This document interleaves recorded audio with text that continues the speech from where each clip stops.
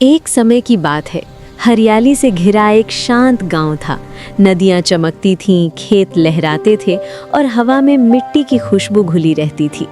उसी गांव में रहता था एक गरीब लेकिन बेहद मेहनती किसान, रामू। उसके पास थोड़ी सी ज़मीन थी, एक पुरानी बैलगाड़ी और उम्मीदों से भरा दिल।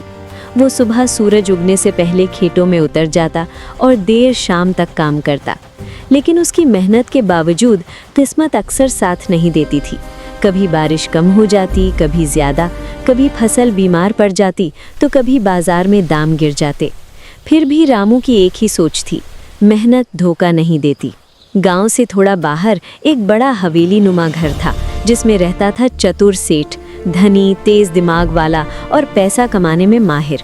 उसके पास बहुत ज़मीनें थीं, बहुत मजदूर थे, लेकिन दिल में लालच भी कम न था। वो हर बात में फायदा देखता था। उस साल बारिश थोड़ी कम हुई थी, कई किसानों की फसल कमज़ोर हो रही थी।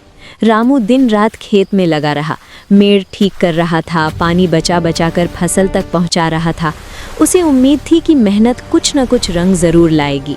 सेठ जी रोज़ अपनी हवेली की छत से दूर तक फैले खेतों को देखते रहते थे। उनकी नज़र खासकर रामू के खेत पर थी, जो बाकी किसानों के मुकाबले थोड़ी बेहतर हालत में था। सेठ सोचने लगे, अगर इस साल पूरे गांव की फसल खराब हुई और सिर्फ रामू की ठीक निकली तो इसका मतलब है मौके का फायदा। सस्ता माल खरीदो और महंगा बेचो। उनके दिमाग में योजना बनने लगी। कुछ दिनों बाद रामू के खेत में भरपूर बालियां झूम रही थीं।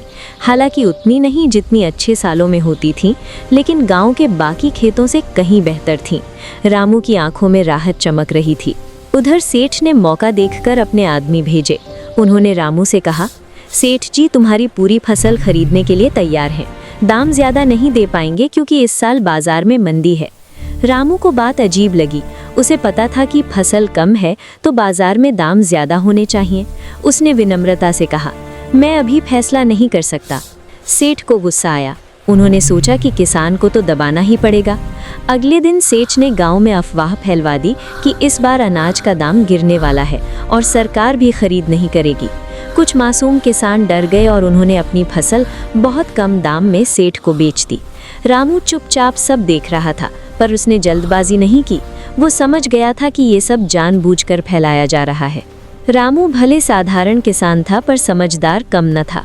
उसने अपनी फसल गांव की पुरानी कोठरी में सुरक्षित रख दी और पास के कस्बे में जाकर असली बाजार भाव पता किया। पता चला कि इस साल अनाज की भारी कमी है और आने वाले हफ्तों में दाम और बढ़ने वाले हैं। रामू मुस्कुराया। उसने सोचा, चाले सेठ ही नहीं, किसान भी समझ सकता है। 2 हफ्ते बाद बाजार में दाम 2 गुने हो गए। जिन किसानों ने डर कर फसल बेच दी थी वे पछता रहे थे, और सेठ, उसके चेहरे पर चिंता की लकीरें थीं, क्योंकि उसने उम्मीद के हिसाब से ज़्यादा अनाज नहीं इकट्ठा कर पाया था। उधर रामू ने इंतज़ार किया। जब दाम सबसे ऊंचे पहुंचे तब वो अपनी बैलगाड़ी भरकर अनाज लेकर कस्बे के बाजार पहुंचा। व्यापारी ने अच्छे दाम पर फसल खरीद ली।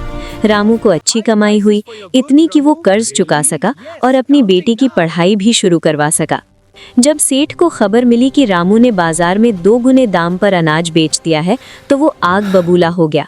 उसने रामू को बुलाकर कहा, तुमने पहले ही बेच दिया, मुझे बताया क्यों नहीं? रामू शांत स्वर में बोला, सेठ जी, सौदा मजबूरी में नहीं किया जाता, मेहनत का दाम मेहनत से मिलता है। सेठ को महसूस हुआ कि उसकी चाल उल्टी पड़ गई। गांव के बाकी किसान भी समझ गए कि अफवाहें तो फैलाई गई थीं। धीरे धीरे गांव में लोग सेठ की बातों से सावधान रहने लगे।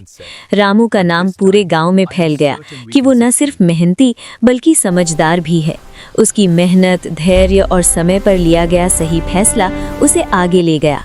और सेठ, वो भी सीख गया कि लालच हमेशा फायदा नहीं देता। कभी कभी ईमानदारी और मेहनत चतुराई से ज़्यादा ताकतवर होती है। शानदार कहानियों के लिए चैनल को सब्सक्राइब करें। वीडियो अच्छा लगे तो लाइक और शेयर ज़रूर करें।